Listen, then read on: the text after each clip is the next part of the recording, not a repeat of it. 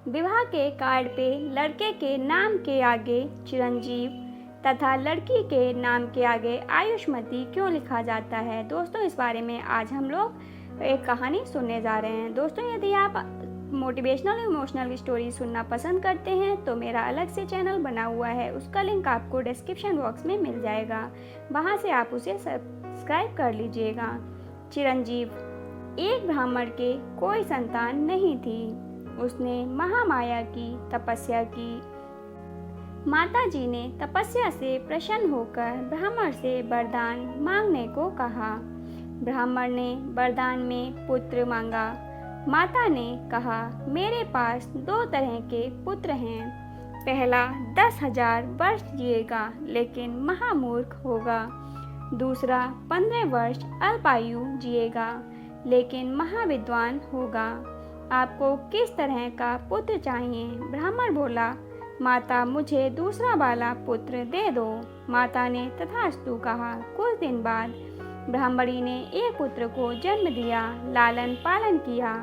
धीरे धीरे 5 वर्ष बीत गए। माता का वह वरदान याद करके ब्राह्मणी ने ब्राह्मण से कहा, 5 वर्ष बीत गए हैं, मेरा पुत्र अल्पायु है। जिन आँखों ने लाल को बढ़ते हुए देखा है, जिन आँखों में लाल की छवि बसी है, अथाह प्रेम है, वह आँखें लाल की मृत्यु कैसे देख पाएंगी? कुछ भी करके मेरे लाल को बचा लो।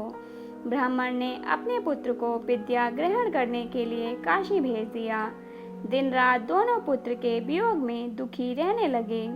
धीरे धीरे समय बीता। पुत्र की मृत्यु का समय निकट आया। काशी के एक सेठ ने अपनी पुत्री के साथ उस ब्राह्मण पुत्र का विवाह कर दिया। पति पत्नी के मिलन की रात उसकी मृत्यु की रात थी। यमराज नाग रूप धारण कर उसके प्राण हरने के लिए आए और उसके पति को डस लिया। पत्नी ने नाग को पकड़कर कमंडल में बंद कर दिया। तब तक उसके पति की मृत्यु हो गई।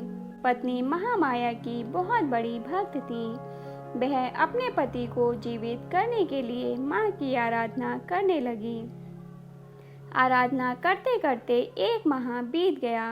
पत्नी के सतीत्व के आगे सृष्टि में त्राही त्राही मच गई। यमराज कमंडल में बंद थे। यमलोक की सारी गतिविधियां रुक गईं।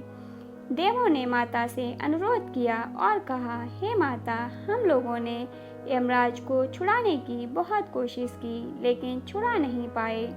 हे जगदम्बा, अब आप ही यमराज को छुड़ा सकती हैं।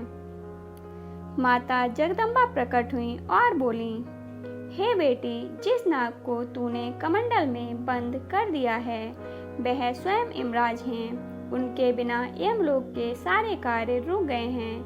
हे पुत्री, यमराज को आजाद कर दे।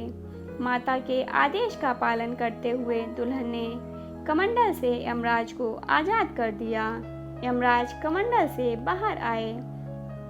माता को तथा दुल्हन के सतीत्व को प्रणाम किया।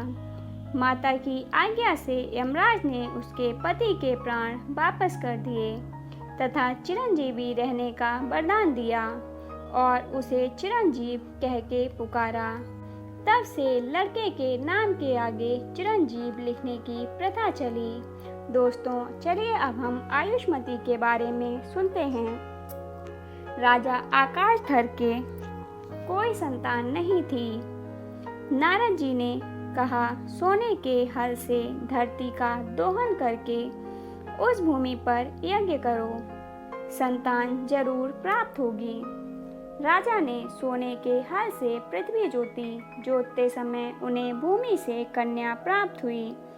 कन्या को महल लेकर आए। राजा देखते हैं महल में एक शेर खड़ा है जो कन्या को खाना चाहता है। डर के कारण राजा के हाथ से कन्या छूट गई। शेर ने कन्या को मुख में रख लिया। कन्या को मुख में रखते ही शेर कमल पुष्प में परिवर्तित हो गया। उसी समय विष्णु जी प्रकट हुए और कमल को अपने हाथ से स्पर्श किया।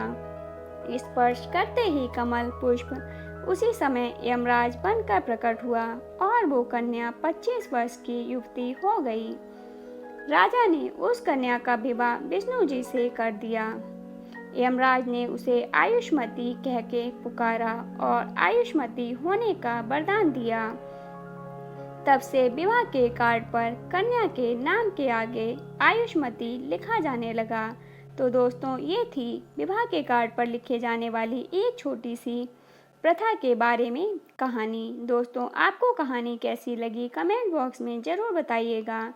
यदि कहानी अच्छी लगी हो तो लाइक और शेयर ज़रूर कीजिएगा और ऐसी ही अन्य कहानियों को सुनने के लिए चैनल को सब्सक्राइब कर लीजिएगा। कहानी को पूरा सुनने के लिए धन्यवाद दोस्तों, आप किस तरह की कहानियाँ सुनना पसंद करते हैं हमें कमेंट बॉक्स में कमेंट करके ज़रूर बताइएगा, ताकि हम आपके अनुसार कहानियाँ लाने की पूरी कोशिश करें। धन्यवाद दोस्तों।